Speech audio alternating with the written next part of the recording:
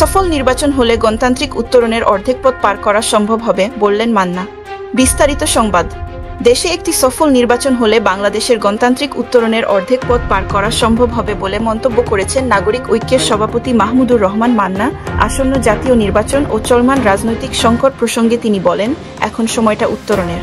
যে কথা হচ্ছে সেটা হচ্ছে একটা নির্বাচন, একটা সাকসেসফুল ইলেকশনই সফল নির্বাচন আমাদেরকে গণতন্ত্রের উত্তরণের অর্ধেকটা পথ পার করে দেয়।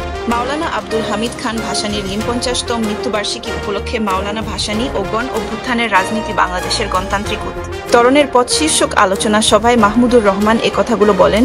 রোববার বিকেলে জাতীয় প্রেস ক্লাবের তোফাজ্জল হোসেন মানিক মিয়া হলে এই আলোচনা সভার আয়োজন করে গণসংহতি আন্দোলন। দেশের সামগ্রিক রাজনৈতিক পরিস্থিতি আগের যে কোনো পরিস্থিতির সঙ্গে তুলনীয় নয় বলে মনে করেন নাগরিক ঐক্যের সভাপতি।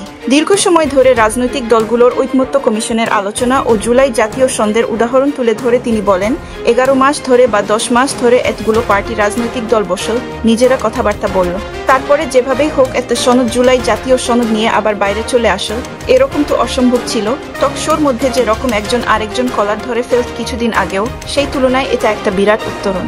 আলোচনায় সভাপতির বক্তব্যে গণসংহতি আন্দোলনের প্রধান সমন্বয়কারী জোনায়েদ সাকি বলেন, গণ অভ্যুত্থান যে আকাঙ্ক্ষা তৈরি করে সে আকাঙ্ক্ষা বাস্তবায়নের জন্য যে রাজনৈতিক শক্তি লাগে, সেটা না থাকলে গণ অভ্যুত্থানের বিপরীতে ফ্যাসিবাদীদেরই আরেকটা নতুন রূপ হাজির হতে পারে। সেজন্য বাংলাদেশে ন্যায় বিচার প্রতিষ্ঠায় একটি বিকল্প রাজনৈতিক বলয় গড়ে তোলার আহ্বানও জানান তিনি।